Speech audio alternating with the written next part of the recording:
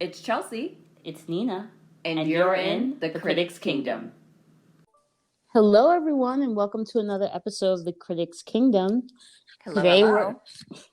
Today we're going to be reviewing Teen Beach Movie, which came out in 2013. Fun facts: it was filmed in Puerto Rico, which I think is the first, if I'm not mistaken, Chelsea, I think it's the first Disney film sort of shot, or like the first DCOM shot, in the tropics to any extent. Yeah, I think the only other one, I think Princess Protection Program, which came out a couple years before this, might have been the first one because I want to Got it. that was shot also in Puerto Rico. But it was, yeah, it was. I just looked it up. But this is definitely like we haven't gotten around to that one yet, but once we do, we'll know if they like actually really use like Puerto Rico as like a background. But I think it's supposed to be a fictional country, so it's just a different thing. But yes, it's just overall different thing. But yeah, this one came out in 2013. So we did not watch it until now for the first time because we were both in college. We were both grown girls. Literally, we were like almost either 20 or almost 20 by this like point. multiple decades into our existence on this planet. Yeah. Way past the age of Disney Channel original movies. But I do think that we have thoughts. We have thoughts on this one. It was definitely a big hit when it was released. I remember sort of reading about it in like Variety. You know what I mean? Like I feel like it was a big deal sort of in the entertainment world as well. People were really excited about it. So I guess with that, Chelsea, would you like to get into the review for this week? Yes. The recap? Sorry, not the review. Haha. I'm tired, y'all. I've been working hard. It happens. The recap. So we start off, we meet our young protagonists, Brady and Mackenzie, who are a couple. And they, clearly live on or near or around the beach. And Mackenzie lives with her grandfather. And he is a surfboard maker, like he owns a surf shop and he like makes surfboards or grinds them down and gets them ready for people. And they very much live like what seems to be like a very chill, like beachside life. And all of a sudden, this is about to change because Mackenzie's aunt comes in and they weren't expecting her until the next day. And she's like, all right, Mackenzie, pack your bags. We're going to the East Coast because you're about to go to this like extremely exclusive and expensive prep school. And Mackenzie is like, what? Like, you weren't supposed to be coming till tomorrow, like, blah, blah, blah. But Brady's like, wait, but you haven't said anything about your leaving. And then Mackenzie's like, oh, yeah, I meant to tell you this, but I gotta go. Because the last thing I promised my now passed away mother is that I would go to a prep school and, like, basically, I guess, get out of this beachside life. Because that's the one thing my mom could never do. And she made me promise her before she passed. And Brady is like, what? Like, this is the first time ever hearing about any of this. And you're my girlfriend. And like, what's going on? So he's freaking out. And he's like, but you could just stay here. Like, why can't you, like, just stay here and not go? And she's like, no, I have to go. It's my mother's wish. And her aunt's like, yeah, that's the only way she'll be like me. Because you can tell that her aunt is clearly like the one that like made it out of the beachside town. I'm also saying this as like, why would you want to leave said beachside town? But everybody's different. But her aunt is clearly like an accomplished like career woman. So Mackenzie's like, that's just my choice. That's what I'm doing. Brady is obviously sad, but he leaves. And Mackenzie's like, well, I'm ready to leave tomorrow morning, aunt, but they're going to have these like crazy 40-foot waves in the morning. And I really, really want to hit them because this is like a once in a lifetime thing. Because her and Brady, how they connect is they're both surfers, like really good surfers. And her aunt's like, fine, but you need to be ready to get on this flight, girl, at approximately whatever time. And noon. Yeah, at noon. And Mackenzie was like, fine, we go out. Surfers get up at like crack of dawn. So like, she's like, I can surf and then come back and go on the flight, blah, blah, blah. So she goes out the next day. She's riding the waves, and Brady and her grandfather are watching her from the shore. And her grandfather's like, I don't like the look of the sky. Like, this isn't looking good. And you can see that the waves are getting angrier and just a lot more violent. And they're like, come in. And the lifeguard, like, does his little whistle. And he's telling all the surfers, like, you got to come back in because the waves are dangerous. But for some reason, Mackenzie's ass decides that she's gonna go straight into them. It's And because she's in a state of turmoil, Chelsea. Like, don't you clearly, understand that she's the wrapped metaphor, the metaphor. inside. But yes, so Teenage lives are hard. she literally goes straight into the waves and like has this moment where she goes under, and then the next thing she knows, Brady comes out and he's like, I need to go save her. So he also goes straight into the waves, and everybody on shore is just looking at them like these are two crazy ass little children. But they both go under, and then they get like swished upside down. The next thing we know, they wake up and it's like calm waters and everything's bright and sunny. And they're like, what is going on? And they see like this group of like kids that are on the shore, and they all look like they're dressed as the characters that are in Brady's favorite movie, Wet Side Story, which is this like typical teen beach film from the 1960s that's all about the surfers versus the bikers, and then of course the biker girl falls in love with the surfer boy, and the typical thing, but it's Brady's favorite movie. And so they're like, what's going on? And they quickly realize that they have now basically gone into Brady's favorite movie, Wet Side Story, and they're now part of it. And to start it off, of course, there's a song and dance. And they both participated in it, especially Brady, because Brady's like, this is my dream. And when they do that typical thing they used to do in musical where they announce themselves and they're like, I'm Layla, I'm Tanner, he's like, and I'm Brady.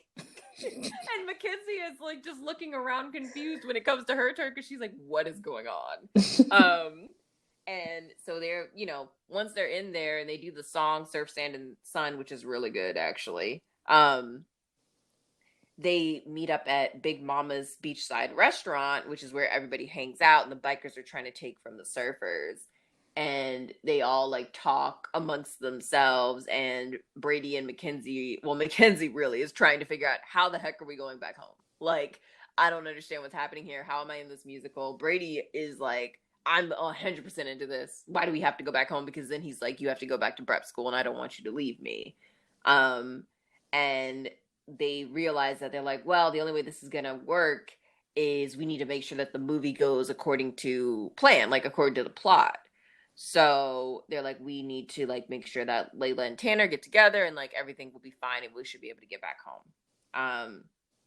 And one of the things that is really funny is all of a sudden, Mackenzie has to ask Brady, like, well, what happens next? Like, what's happening next? And he's like, oh, well, now everybody's going to go to like this like Lindy Hop in the 60s in the restaurant, and everybody's gonna hang out at nighttime, and then all of a sudden it switches to nights and their clothes change, like with no like connecting tissue, no transition. That's just what happens because that's what used to happen in those movies.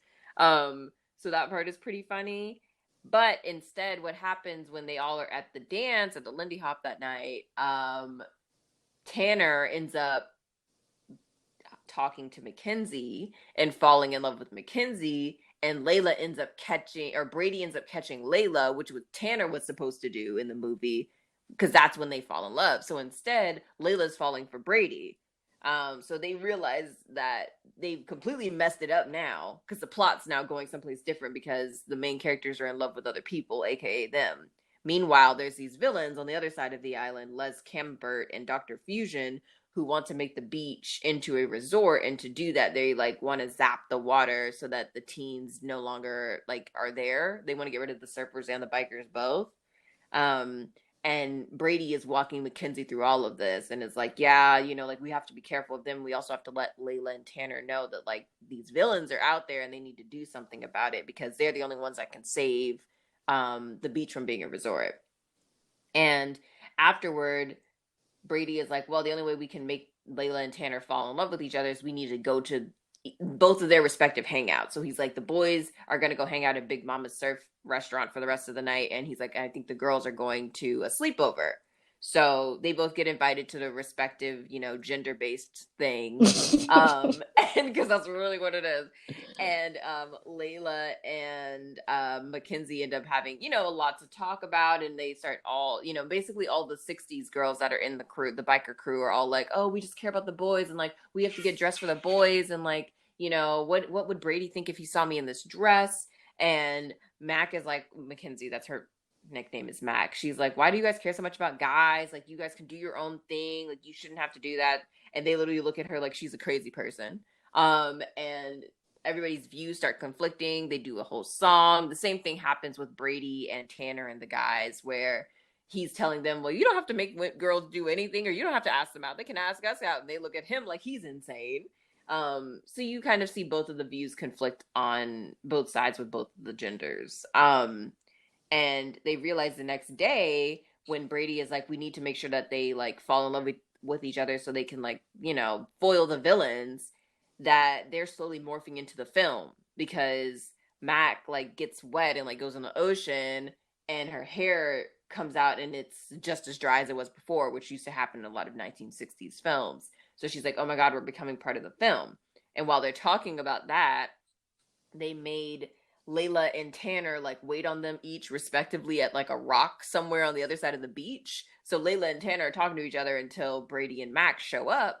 But Brady and Mac get kidnapped by the villains, as they're like discussing how they're going to get out of the film, because they're literally becoming part of it. And Mac is like, that's not going to work. Meanwhile, Brady is like, this sounds like great to me. And the villains get them. And Layla and Tanner quickly realize something is wrong, because it's like 20, 30 minutes. And they're like, we haven't seen either of them, but they are starting to fall more into each other, and fall in love with each other. So they're like, we must save them. Like, we don't know where they are. And they go to the lighthouse, which is where the villains are based out of. And they, stop them from using the like they're trying to like electrocute the water or something to keep the kids out of it. And it Yeah, looks they're kind of like trying to. Annihilation. Yeah, they're trying to make it like super super humid so that Yeah. there are Oh yeah, no. to change the Yeah, weather. so there are no waves, and if there are no waves, surfers won't want to be there. And then if it's super humid, it'll rust the metal quicker. So like bikers won't want their bikes there, and therefore the beach will be devoid of teens, and Big Mama Right. will have to close it down and sell and all that stuff. Right, so they can make it into a resort. But Layla and Tanner figure it out, and they end up saving Brady and Mac. And everybody is all happy, and they do another song and dance. And as the villains are getting taken away, Mac and Brady then realize that they can actually now go home, because they've solved, they've done the plot of the movie. So they end up getting back on their surfboards, flip around a couple times, and next thing they know, they're back in 2013, back on the beach with her grandfather. And Mac decides that she's going to spend the rest of the year with her grandfather and Brady, and she's not going to go with her aunt, because her aunt is pissed. She's like, it's 2 hours late. Like, you're like, what's going on? Like, you need to go. You're late for the flight. We can't be late. And Mac is like, yeah, no, I'm just going to stay here. Like, calm down. And then we have and that's how it kind of ends. And then we have a post-credit scene where we see Tanner, Layla, and their gang all come on the shore in 2013, and a surfer gives them his phone, and they're like freaking out, because they're like, they've never seen a cell phone before, so they're like marveling at the new technology. And that's how the movie ends. So we'll be right back with the review. So I guess to start off, I will just admit fully that I kind of love this premise of waking up in your favorite musical. It's just it's so fun. And I mean, I know personally, like, I know mine. Like, I would definitely, like, if I could wake up in Mary Poppins or in the Heights, I probably would be like Brady and just be like, I never want to leave this. Like, I want to stay here forever. I could literally play the character of Nina in the Heights. Like, I had my great, you know, love from back in the hood. Like, I really want to go to Stanford for a long time. And my dad like drove the cab. Like, I'm perfectly poised to play that character. And obviously my name is Nina as well. But yeah. But yeah, I don't know. Like, I don't know how you feel about that, Chelsea. Like, I don't know. Is there like a musical you want to wake up in? The more I Or think about it, I actually think I'd love Dreamgirls. ah, Yeah, that's a good because like one. I have actually never, I will say I've never seen the stage like version of it, when it was like on Broadway. Unfortunately, I want to one of these days, but it has not been up since I lived in New York. But the movie was great. So yeah, I find the world of the 60s with Motown and everything going Yeah. on like just so exciting. Like, I feel like it would have been so cool. So yeah, that I don't know which one of them I'd want to be. I want to say Dina just because, like, she's the one that actually ends up making it. As much as I love Effie's voice, but like No, no, no, Dina no, no, makes no, no, it. no. We all understand. We all understand. Yes. So If yeah, you must be black in the '60s, you better have some money. yeah. Like No, that's I think fair. I'd want to be the Dina, aka the Diana Ross, of the group. Um, so yeah, I think that would be mine. But I agree. I think it's such a fun concept, and also strangely one that we don't see a lot, which I didn't think about until we watched this. Um, which I feel like is another reason that we really enjoyed this. I don't know if you guys have like gotten that, 2 minutes in yet, but like we But that's actually how we really feel in our heart we of really hearts. like quite enjoyed this one, and we were already had kind of, expectations because we had heard it was good, but this one really exceeded them in a good way. Yeah. So I think, yeah, I think it's such a fun concept to like wake up in your favorite musical, even to think about that, like that's just fun. So yeah, I think Dreamgirls would definitely be mine, for sure. And I think something else that I really liked in this movie is that Disney casted all of the kids in terms of their singing abilities very well. Yeah. Like they can legitimately sing. Like this isn't a situation where everybody's just kind of like thin and, it's like, all right, like y'all are giving me something. But like this one was like everybody was singing. Like Surf, Sand, and Sun is good. Like Listen, cruising for a bruising. If I were a kid, like I would have been singing and dancing that choreography for weeks after watching this film. My parents would not be able to stop me, and they would get very, very sick of it very quickly. Actually, not 100% true. My mom would get very sick of it. My dad was always down the ride with me with like the kids' films, like the way that my father loves the Swan Princess. Can I tell you? oh, I But forgot about that movie. yeah, man. But he probably would have been like down with me for the singing and dancing of cruising for a bruising. And I really like that song, the one that's like I know what girls like, the boys like, that one that they do with at the gender based hangouts. That's literally what they were. Yeah, no, it very much felt like their answer to what is the one, I Can Do Anything and You Can Do Better, from West Side Story? um I don't but know the actual name of it, but y'all know what the song is. Like everybody knows what that song is. yeah, and the whole, I mean, they do it in Greece, like with Yeah, the I was like gonna say that it's too. very much tropey of the teen, not particularly beach movie, but like the teen This, yeah, musical yeah, the teen of 60s, the 70s. yeah, like say of like 1955 through like 1974. I really Yeah. made those dates up, but yes, let's say somewhere in there. Let's say those general time that general time frame. But That's yeah, those no, two decades. this it, it was a very good the music was very well done. It was very thoughtful, and you could tell Yeah, because it didn't just feel like it was a it didn't just feel like somebody just reworked a song from a teen beach movie in the 60s. Like it very much felt like I'm going to give you something that sounds similar, or it gives you a similar sonic feel, but it's not that. It's something different, and it still feels like different, which I always appreciate, rather than something that's just like, I'm going to give you this but for 2013. Like I like the general, like, let's go with the sonic feel, but yeah. something completely different. I mean, it's a film it's an homage. Yeah. It's an homage, and I think that we had a similar response to Lemonade Mouth, where it's just like we respect, which funny enough also did like the teen thing, but of like the era right after this. You know what I mean? Like into Yeah. like rock and roll, like real, like heavy rock and roll, and like the beginnings of the development of like punk, or maybe just more like British rock. Like it lived in that space.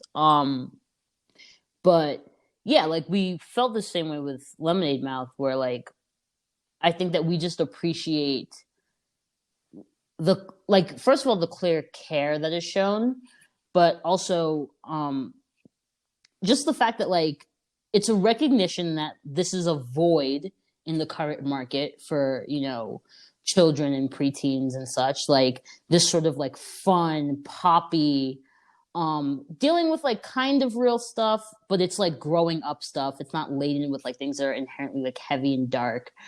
um but it doesn't try to just like recreate that and pretend that like those things can exist in the same way now.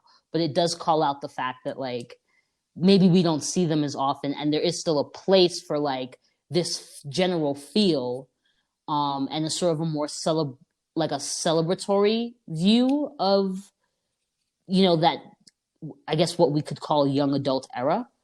But like not just a complete reiteration, a reinterpretation, a remake of all of the above. I think you know what I mean. Yeah. No, I agree. And I think it's one of those things that even if people can't like, you can't quite put your finger on it sometimes, but you can tell. Yeah, Like when something is just like, oh, let me just kind of slap together something that's like, reminiscent of the, I don't know, these surfer movies from the 60s versus somebody that's like, I want to give you a surfer movie and have it harken back to that, but not exactly be an exact like replica. So yeah, you can always tell, I think, in these types of things when it's homage versus just I guess versus just replication, yeah. honestly, Um but yeah, so it does it very well, But as we've that said being it does. said, yeah. But that being said, I will just, I will concede that they did set themselves up to make it very hard to fail. Yeah. Like you Yeah. like if the premise of the film is going to be that like they fall into a teen beach movie musical, like yeah, like you're just gonna play it like a teen beach movie musical. So it becomes, and those are clearly very well received, very beloved. Like the way that like little kids today still love Grease and still quote Grease and all of that. You know what I mean? Like those have Mhm. very much come down the pipe and like are very heavily appreciated. So you kind of they were smart in the way that they built this film. Because they made it very hard to not have a good time, and they made it kind of hard to not do well. Like if this had been bad, I feel like people would have like careers would have ended because there's no reason for this to be bad. Exactly. No, exactly. I completely agree. And I think it actually ends up um going into something that we had like discussed, but just the fact that by the end, you kind of don't really care if Mac and Brady go back. At all. Like you're very much like, oh, because you get very much swept up into the Teen Beach movie part of it all. And I think we can get into a little bit later, like why exactly that's a nice sort of escapism, Yeah. for now. But I do think just on the one part of like how you literally, like, I know by the end of it, you even specifically said, I really don't care if they come back. Yeah, it's like they can stay here forever. Like, what's the problem? Because you enjoy it so much, it's so fun, like it's Yeah, like it's bright and it's colorful and the music is great, so it's just like, wait, why are we going back to the real world? I don't want to go back to the real exactly. And world. it's like, and these characters have like, you know what I mean? Like, because I guess the whole thing, and I would assume that maybe in the actual film, like what happens is like, yes, it's sort of, Wet Side Story, and it's the bikers and the surfers having to come together to defend their home turf, essentially, their collective home turf. But I imagine in the film they don't really say whether or not this is supposed to happen in the actual plot of the movie within the movie that we're watching, Chelsea and I. Mm-hmm. But just to lay it out fully. But there's this whole thing where like individually, like Tanner and Layla come to points of like, oh, like I really actually want to surf. Oh, I really want to ride a motorcycle. Like that's something I've always wanted to do. Mm-hmm. But like I just like I couldn't because I'm a character in a film and my life is written out for me.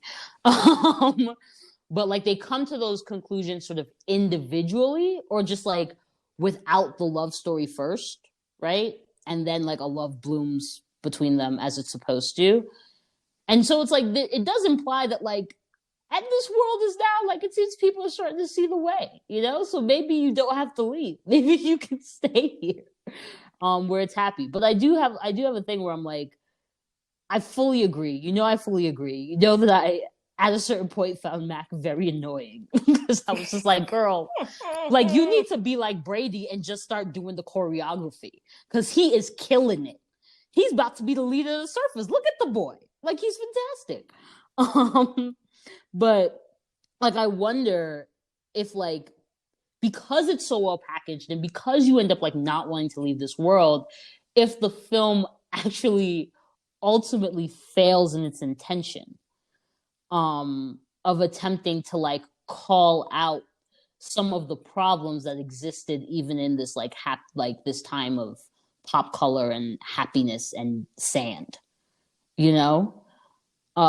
Because like you really don't care about like what is politically incorrect about the film. You know what I mean? Or what your main character is trying to call out is politically incorrect. Or at least I really did not. At No, you all. don't get it. You don't. I think they thought they subverted it by saying. I think actually this is something that I feel like is endemic to a lot of films that try to be very aware of current what's going on in the conversation currently. Um, is they think by bringing it up, you've done your job. Yeah. And that's not how you do that. Like you need to take it further than that because you're not subverting if all you're doing is the person mentions it. Yeah. Because that's really all that happens in this is that Mac is like, but why do you care about boys? Like, what's the point? You should dress for yourself, not for the guys. And like, it's basically, and that's literally basically like it. I think she says like a couple more lines, but like, that's legit it. Like, and it's like, oh, okay, but I'm like, you're not subverting it just by her solely saying that. Like, is she also practicing that? Because she's not. She's followed her, like, like it's like you have to make it a whole, like, you have to go through with it, and the follow through is important if you're going to be subverting something. So yeah, I think that happens in a lot of movies, though. To be fair, Yeah, and it's I a trap to don't. fall into. It is a very easy trap, and especially on a DCOM, like obviously that's a trap that they're going to fall into. And like even with, I do have issues at the end of the day. Like, yeah, in theory, like it's like a Mac making a choice for herself, right? Like that's where we get the point that we get to. But again, we have this issue of like it's tainted because Mac's choice for herself was to go to this boarding school. No, like wasn't it? I read in my mom's journal that she wanted me to be a success. I think this might be my best chance at being a success. I'm gonna do this. And then her boyfriend is like, but why are you trying to leave me? And you love to surf. You know you love to surf. So it's like it's this thing of like even like it's I honestly don't think that by the end of this film, Mac has made a decision for herself, or Mac has come to like a place of what she actually believes or wants. Like maybe I'm being too hard on the character. That's a possibility. But I really don't think. I think that fundamentally, like it's still an idea that's put or that's like bigged up in her head by someone outside of herself. And she just ends up choosing between two ideas that didn't necessarily come from within, but came from without. You know? Yeah, no, I agree with you. And that's what I'm saying. It's like it's not a situation of like it wasn't a situation, right, where you're saying like Mac was already going to do something that was solely for herself. Like if she's like, I don't want to go to this boarding school. I don't want to, surfing's cool, but actually, you know what? I think I want to like learn how to weld or something. Just like just something. I would Like really love to see the Teen Beach movie where because it would track because like she could learn to weld at the bike shop. I want that. exactly. Now I want that. I would like for someone Exactly. to But make it's like that if she happen. was to do something like that and was like, actually, I've made a third choice because I've realized that I don't want to go with either of you, like that would have been, I think, actually subverting it if you gave her a third option that came completely from herself. But Yeah. I'm also trying to keep in mind that she's what, 15?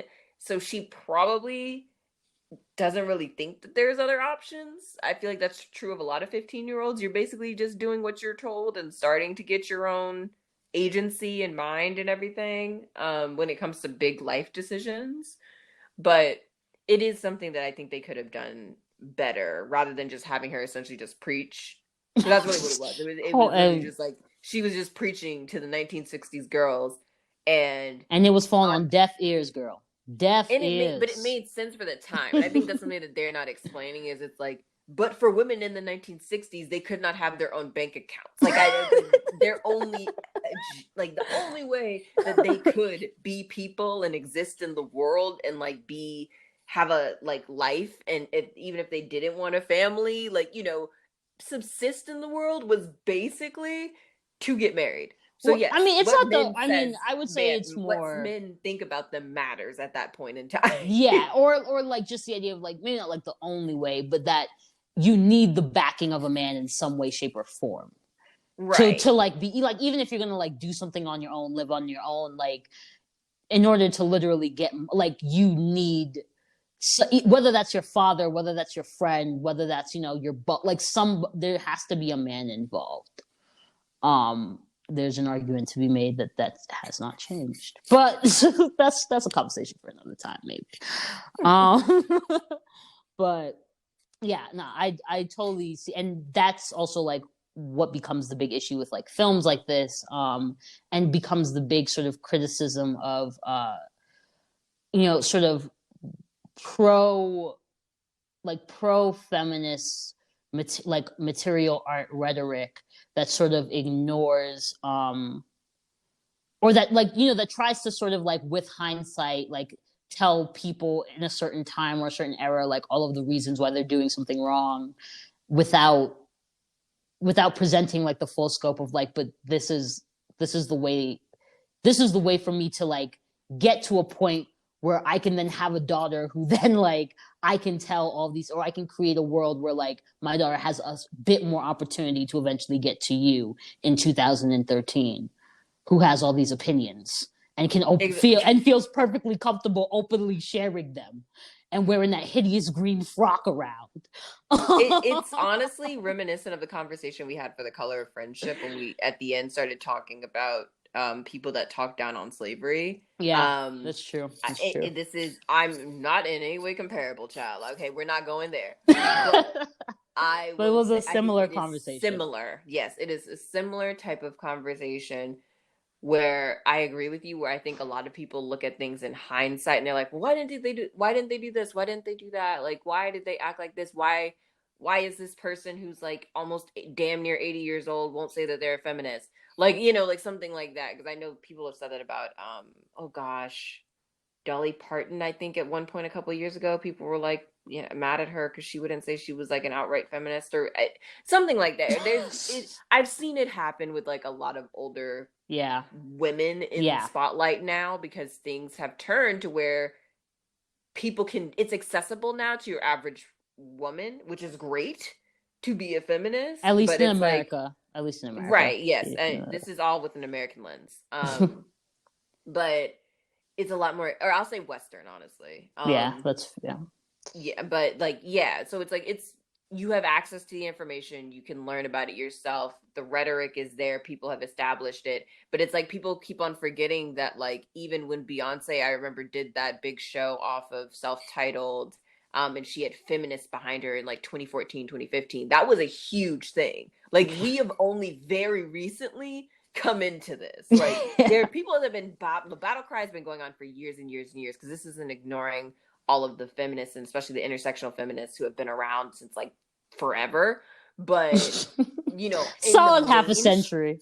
Right. But in the mainstream, that, like, you cannot lie and say that your average girl in 2000 was walking around calling herself a feminist. The closest you were getting was the girls rule, boys drool, you know? So it's just a difference. It's a different conversation. So I just think people just need to be careful with that, because yes, I would like to think that everybody now has the information, even if they are older and they could like straight out say it. But you also have to realize that a lot of people were born in like the freaking 40s, and they did not grow up with this same rhetoric, and it's just different. You know, they were gonna take things a lot differently, and they may not align with that, because for them, feminism was not for them during that time period. It was a specific type of woman who could do that, who had access. So, well, this isn't a feminist conversation. I have no idea why I went off on that tangent, No, but it's just something that I was thinking about, because I think it does happen a lot where we look back at things in hindsight and we try to judge them, and yeah, and then we like end up in this weird situation. I also am not applying this to racism. So I'm just going to say that because I know people will be like, well, what about, no, we're not applying this to racism. No, no, no, no. Yeah, I mean, I think it is a natural progression of like, because it is like Mackenzie's, like, they don't necessarily outright say that, but they very much also do outright say that. Like, it is Mackenzie's sort of plight, right? Like, that is what her journey in this film was about. And that's a huge part of what she does, is attempting to convince these girls, these people, like, or not even like these girls, but like in every situation, like, how do you know that you love me? Like, you just met me, like, like all of this stuff, like, it's a constant attempt to like say that the tropes that make this world that I have woken up in, like, trying to tell these characters that those tropes are not inherently necessarily like just good things to follow, or that there's just more out there besides those tropes. And I guess, like, to play the devil's advocate quite quickly, because I told you that she annoys me, so you know how I really feel. But to play the devil's advocate, like, I do at the same time, like, can see and understand the perspective of like, okay, but if we are going to do a teen beach movie, and we should make it for the kids, like, the kids gonna eat it up. It would be a great DCOM, a great summer DCOM. Like, let's do it for the kids. If we are going to make a teen beach movie, we should make it clear to these kids that the stuff, like, some of the stuff in here is not, or it's a bit more complicated than they're showing you, and it doesn't have to be that way. You don't have to think that if you don't find love at the school dance, you're never going to find love, and you don't have to think that the person that you're dating when you're 12, like, if it ends, it's like the end of the world. You know what I mean? That's your soulmate. Like, there's more in the world than that, and there's more in the world than like conforming to what the people around you do, or how the people around you dress, or how the people around you view other genders, view their own gender, view their place in society. Like, and I think there could even be an argument made along the lines of just, for a kid's movie, you do, like, even though, like, we can understand that she doesn't really get to that place at the end, and she's sort of preaching and really not practicing. Like, for a kid doesn't get to that level with us. They don't read that deep into it with us. And like, for the child, actually just constantly hearing it reiterated is the more important thing to do. To make the constant sound, you know, girls don't have to do that, boys don't have to do that. They ain't get as far as what is a girl and what is a boy, but you know, we're walking that line. So, you know, I can see a world in which, like, you know, we're also just putting too much weight on a Disney Channel movie. But again, like I said, that was me playing devil's advocate. Y'all know how I really feel. I think it is true, because, you know, at the end of the day, as we've said since the beginning of this podcast, it's children's media. Like, it's like, they do have to make things plain. Things have to be repeated. Them just saying it does make a difference for children. It's like, we're looking at it from an adult lens, and then also, again, in hindsight. Yeah. You know, like, it's like, we're just like, you could have gone a little bit further in your politic here. But it's like, yeah, at the end of the day, it is a kid's movie. So they're kind of like, I mean, you know, kids would probably be confused if she suddenly went for some random option. Like, I can also see that. So yeah, it's like, they did the best with what they had for what they, you know, for what they did. And it was still enjoyable. Like we said, we really enjoyed it. Yeah, we really liked watching this having movie. Enjoyed it. We also loved that they did not ever say where said beach was in either 1960 or in 2013. Was it the Jersey Shore based on the biker guys' accents? I kind of think so. And like, at the end with that number, like at the end they do a dance number in the real world when they get back through this storm. Mackenzie and Brady, before the end credit scene where, you know, the rest of the beach cats all wash up and don't know what a cell phone is.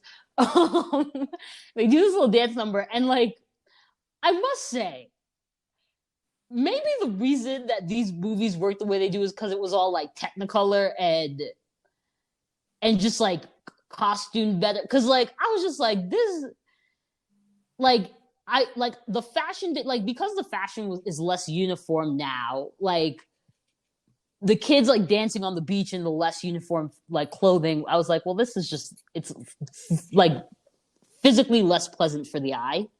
You know, like Yeah. we like when things match up on stage and stuff like that. Um, and then like the color wasn't as saturated. So to me, the beach just looked a little dingy, a little sad, kind of very reminiscent of the beach at Coney Island. I love Brooklyn, but we all know that that beach is toe to hell up. And so yes, it could very well have been the Jersey Shore, and that's why the beach looked like, you know, Coney Island. That would track. That would fully track. But yeah, I do. You know, we also, you know, I love a Anywhere America story. You know, Yeah, like no, you just plop yourself right in. well, and I mean, I think even the title, it's similar to High School Musical. Like it's very much like this. I think the Untitled for this one though was actually Teen Beach Musical, Uh, instead of Teen Beach Movie. But they very much went with the Untitled, yeah, like what people put as a placeholder for the title. So in that you always have like an Anywhere Town USA, which I love. I agree. I think it's always fun. Like it's just like The Simpsons is still not really ever revealed where Springfield is. And I yeah. think Archie, they never revealed what Riverdale is. Like I remember reading the comics growing up and they did a whole thing like leading up to like we're gonna finally say what state it's in. Although now it's in New York, like Oh, okay. the It's sea, upstate. yeah, or like right Okay. outside the city, Oh, okay. See, that's fine. like where Riverdale is. Yeah. Yeah. No, I get it. But yeah, like that was the whole thing for years is they never said where Riverdale Yeah. was. It's just Anywhere Town USA. So yeah, that was fun. I think something else that we did talk about was also the fact that they shot this in Puerto Rico and yet there's only one person, two people of color, because Chrissy Fit is also, she's Asian. There's two people of color in this entire film that we're aware of that are made like in the girls and boys like main character group, not including Big Mama, which oof. Shit, that's a whole mammy, and that is That's a problem. yeah. That they another one that they did not subvert by having her in there. A whole problem. But they had only two POCs, which is like wild. And again, this is acknowledging this is 2013, so this is before these more recent like calls to diversity. Even though again, many Black actors and like other actors of color have been fighting for that for years. And it is one of those things that I do think it would have been fun, you know, if it were more diverse. I feel like a lot of this kind of stuff, I'm just like, I don't know why you don't have anybody who is not as a main character. Like you have four main characters here and none of them are people of color. Like poor Cat, who is the Black guy, and then Chrissy Fitt's character, who I forgot her name, but her name in the movie, but you know, like it's like they're just there, and then they have like a Black girl who's randomly at the sleepover with them, but like they never say her name, they never talk to her. They never talk to her. They never talk to her. Like it's again one of those things where I'm just like I just bring it up every time because it really is one of those things that this industry so needs to work on. Like it just so needs to work out. Like it doesn't, especially because you shot in Puerto Rico. Like, you know, you could have made it fun. We could have made it fun. You could have also, you know, anywhere, even in Jersey. Like, there are Black people in Jersey. There are definitely Black people on the Jersey Shore. I spent many Indians in Jersey. Like many a time on the Jersey Shore. We could have done like a diverse team. You could have done the same thing, but had a much more diverse cast, and like it would have been just as good, if not better. So I just always like to bring that up because I do feel like it's something that always needs to be worked on and critiqued. Because this is so white. Even when we saw the photo, I was like, my God. Like, my God. Yeah. Even High School Musical. Yeah. Has a couple more. Like, yeah, which is crazy. Yeah. It was super, super, super white. When we saw the thumbnail on Disney Plus, it was like, oh wow. Okay. It's like we know what we're getting into. Noted. But yeah, it was cool. And I guess another thing that we like, thank you, Chelsea. I always also do. Let me just make this very clear. I fundamentally agree with Chelsea. She brings it up every time because she's quicker to the gun than I am. But fundamentally agree. Like just do better across the board. That's a general PSA for all people, Hollywood and not. But I think like another thing we sort of kind of talked about, which I guess we hit on a bit earlier in this episode, but just the idea of like how much fun we had watching this, and just the sort of lament for young adults before young adult became like synonymous with dystopia / like heavy genre film or books or just media, you know? Yeah, no, I agree. There definitely seemed to be like a flip, and it was very much during our generation where we went from having like, I think you had the sitcoms, you had like teen movies that weren't especially deep. I think of something like Crossroads with Britney Spears that Shonda Rhimes wrote. Or like any of the dance situations. Yeah, all the step ups, Yeah. all the stomp the yard. I mean, stomp the yard. Chris Brown died, but you know, At the very top. um, Yeah, it was a little sad, but like yeah, it was a little sad. I mean, you know, you got served. They were doing it for Lil Saint.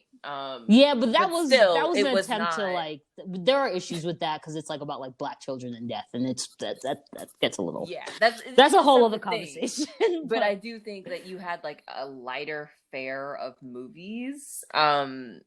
For a long time, movies and TV shows, because I know we briefly talked about that. Because even something like a Dawson's Creek was not. See, like they were not. It was not dark. Yeah, Love Like Don't. they might I'm have. thinking of like Love Don't Cost a Thing. Both the Yeah. original, or like Can't Buy Me Love, the original, and like the remake of Our Generation with Nick Cannon and Christina Milian. That's when they started dating, by the way. Just throwing that out there. They are obviously not together. Or even anymore. the Bring It Ons, honestly. Yeah. Just like it wasn't. It wasn't so damn dark. We've gone very dark as of now, because I know we were talking yesterday about even on the sitcom front, like how there's, well, even in general, and there's no like teen specific shows anymore that I know of. If you are a teen, please tell us differently. I feel like they watch a lot of the same stuff that we do, but that's also very much marketed towards us, like the Insecures. Yeah. Or like Euphoria, which is about teenagers, but clearly is like very mature. Not saying teenagers can't watch it, because I know they probably do, but like it's just interesting, because I know we had Skins when we were growing up, because I remember when that came out in high school, but Skins was marketed to teenagers though. That was not that wasn't an adult show. But even, I mean, there definitely are teenage like dramas. Yeah. I think like the idea of having TV shows though, like I know that we like in particular we were like, like One-on-One is an example of that. Like having like sitcoms that were like 30-minute shows that like seemed to hit a demographic that existed in the more like 15 to 30 or like 14 to like 25, 26 realm, as opposed to like the very wide sweeping like family sitcom that has something for everybody ages like 5 to 60, and then like working age sitcoms, which is sort of like where we exist now. There doesn't seem to be that like quote like that young adult like niche in lighter fare. Yeah. And what does exist in dramatic fare is it's not just that it's dramatic, it is dark. Yeah. Like it is real dark. Because even the Riverdales and the Sabrinas, they're ridiculous, but they're the CW has like WB's. I mean, but in all fairness though, CW/WB/UPN like have had a long history with this, because like I mean like at least to a certain degree we've moved away from like the really soapy teen dramas, or we're starting to, like the One Tree Hills and the Gossip Girls and the like. But they're bringing Gossip Girl back. I did hear that, and I have so many issues. Like I am not even a decade out of high school yet. That don't make no damn sense. But yeah, like they live in I don't know. We've just been steadily watching the plight of the teen become a darker and darker and darker fare. And and not just the like, and I don't know, I can't tell if that's a reflection of just like the world, because teen things always have always, as long as the teenager has existed in this country, they kind of came about with the jazz age and the car. As long as the teen has existed, in America, or in the West, like there has like things that are marketed to teens, things that are made for teens, always do sort of live in an anti-establishment space. And I guess therefore can be perceived as dark to a certain degree. But the level of dark that, just to bang it home, that like Grease was, in comparison to the level of dark that Riverdale is, like it is a clear, like just very, very huge departure. And like we've gone down a horrific rabbit hole. Well, and it's like Alice in Horrorland. Like that's where we are now. And that could be a reflection of the fact, like maybe it's that thing of, like the world has in some regards gotten darker or less certain, or I don't know the answer to that, but just throwing thoughts out there. no, I honestly think it's probably also that we have more information about what's actually going on in the world than we had when we were growing up. Just because social media didn't exist in the same way, even when we were in like high school, because we both graduated in 2011. Like selfies weren't even really a thing yet. Like people were really only on Facebook. Instagram hadn't come out. I think Twitter was out, but people weren't really using it the way they do now. Like things were just so different. And even if you think the beginning of high school for us in the early 2000, like 2008, 2007, it was a totally different world. So Yeah. it's like I don't think we were as aware of things as the teens are now, because they just have access to so much more than we did. So it is, and I do think it is darker because like they have gone through a lot. Like we got hit with the recession, but they also got the after effects of that. Now they have the pandemic. Like everything's just literally gone to hell since 2016 when Trump was elected. It was already going to hell before then, but that exacerbated things. Like I just feel like they have been in a very dark period for a long time. So I do think it is probably what you were saying, where it does reflect that. Because we were even trying to think of like some lighter fare, and honestly, the only thing I could think of was On My Block on Netflix. Yeah, which it's still. I mean, it's dark only because of they're literally set in. They live in like a bad part in LA that's gang riddled and infested, and there's a lot of shootings and stuff. But they still manage to keep it light even with that.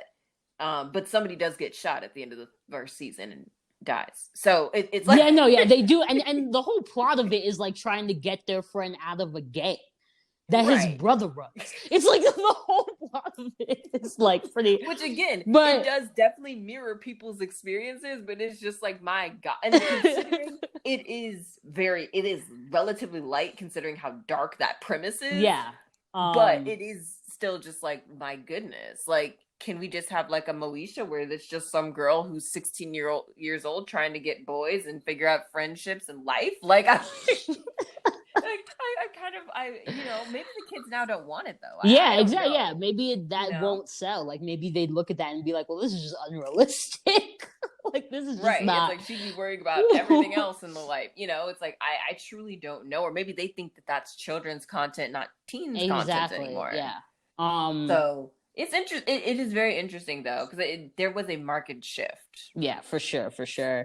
And I mean, I guess we'll just we'll see how it works out. But I think just in that, just considering all of that, sort of engaging with something, and I mean, and let's be clear, like this is obviously for children. Like it's not for this isn't it.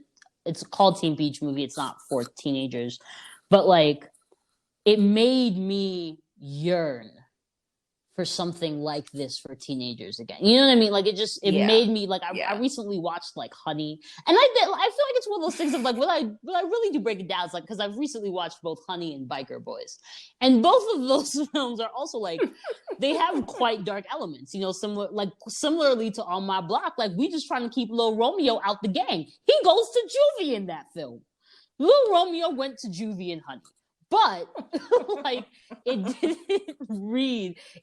read as like, I think that that's a different level, like when it's reflecting life in that way, it's a look, and it's laden with humor, like it's a different level of dark from like, oh yeah, like the world, like nuclear war destroyed the world, um Right.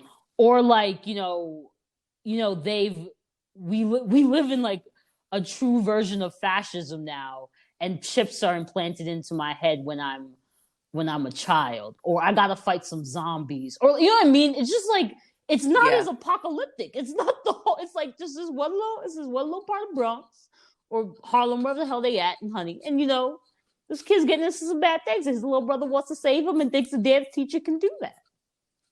No, and You I know? think you made a very good point yesterday when you said teen fare in not only TV and film but also books has turned almost completely genre. Like it's all, a lot of it is very much fantasy, horror, or not even horror, sorry, fantasy, dystopia, And then um, sci-fi. sci-fi. Like it's like, and not saying those have been there for years, because I remember when I would go RIP Borders, but when I would go to Borders, I like those books. So yeah, I would buy the occasional ones, but I also enjoyed, like, my Pretty Little Liars kind of was, I think, part of why we have this turn. That's just my own little theory, the TV show.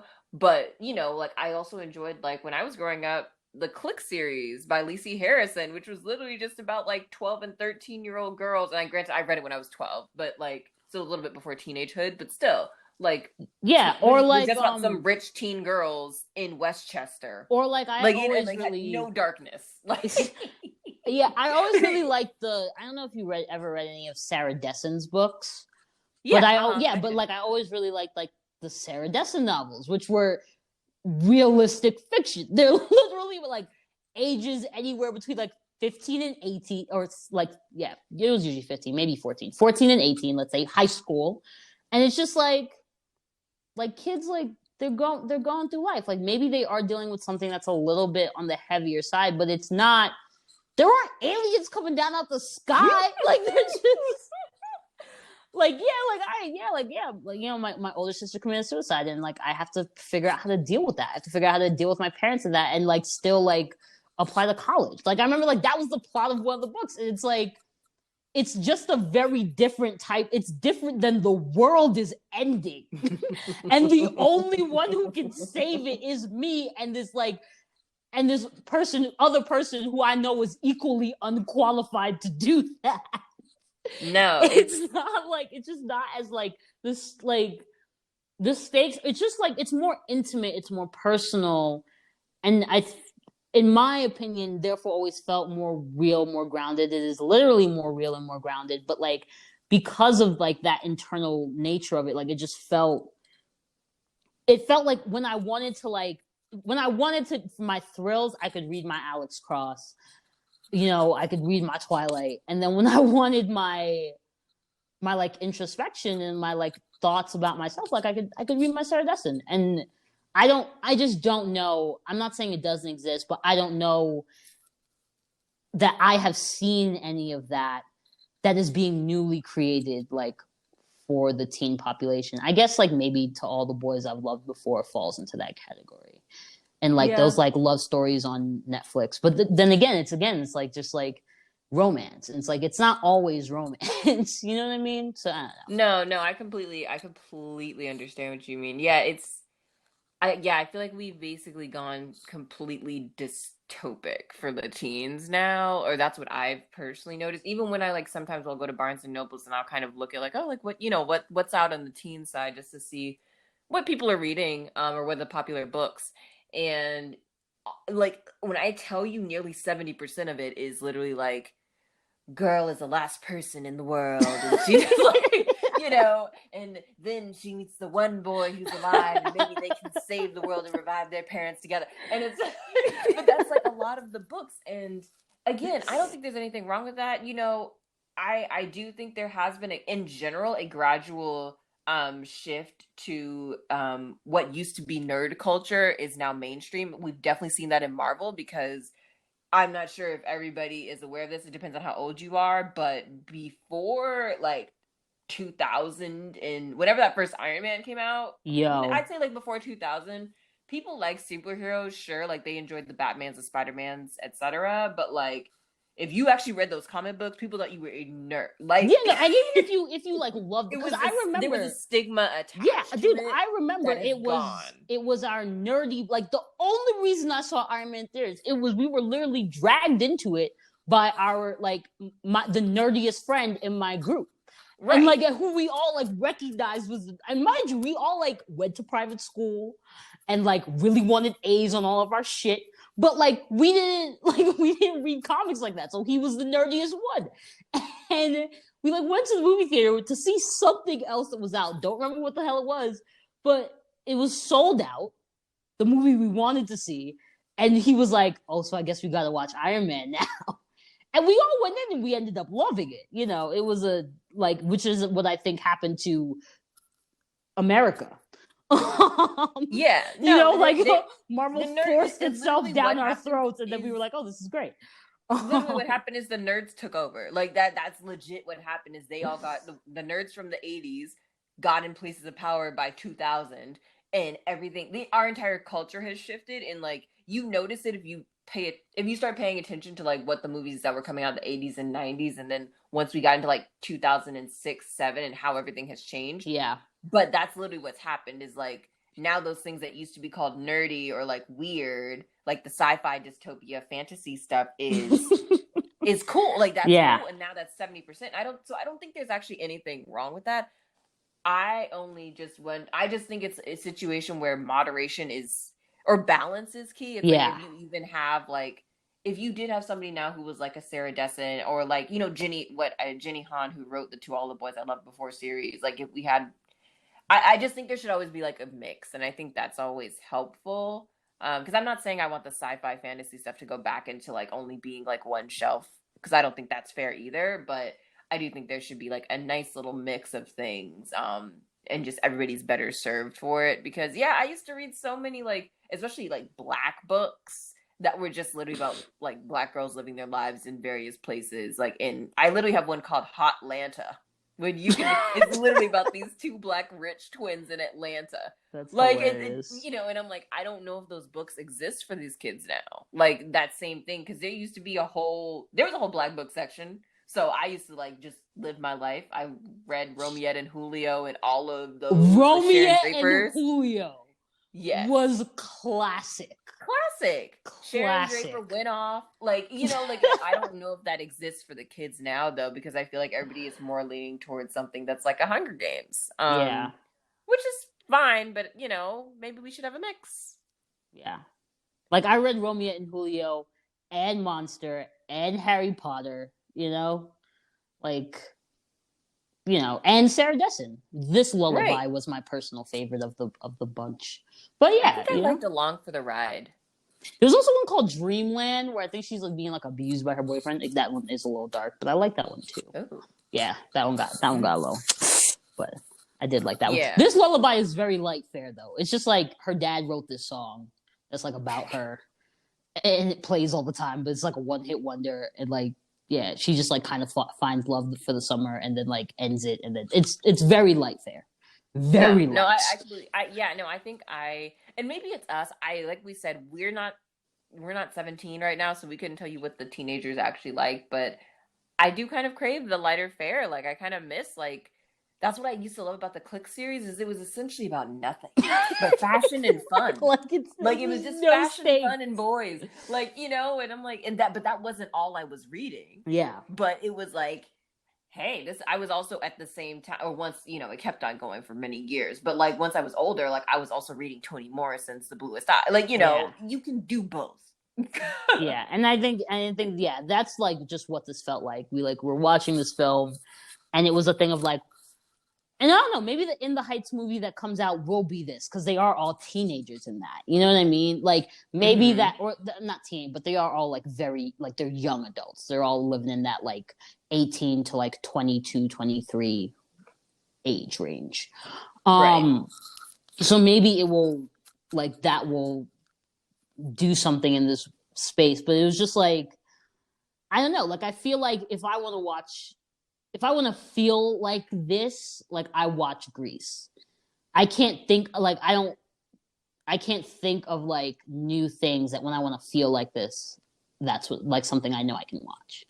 And like, I think that it would just be pleasant to have something like Yeah. No, I agree. So I guess with all of that, that. Nina, do you think you would show this to your children? I think me and my dad and his future grandchildren that come from me could sit down and watch this together and have a great fucking time. So yes, and I would like that to be the scenario of how this is watched and enjoyed, because the music is actually so fun, and like the dance numbers are like, they did that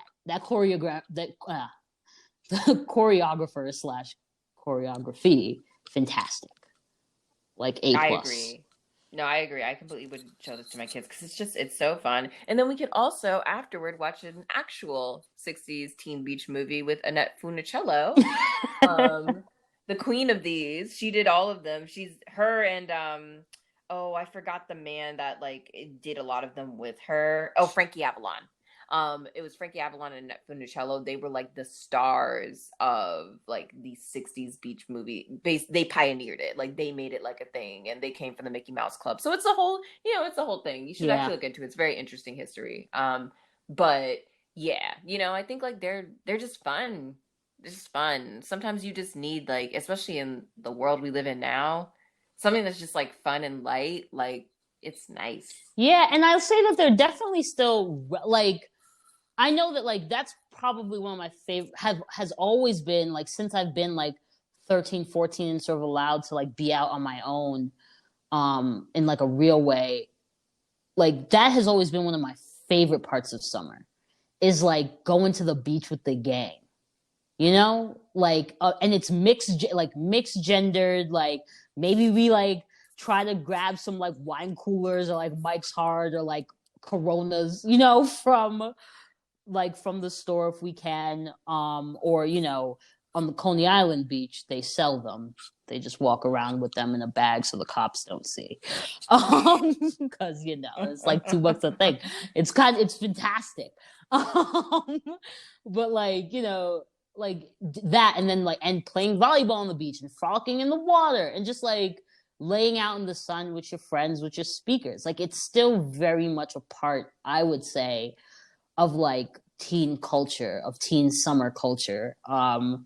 And it would be cool to see that just like back on the big screen, I think, if we ever have big screens again. But it would be cool to like be able to, like, I don't know, leave that and then go to the beach with your friends. So yeah.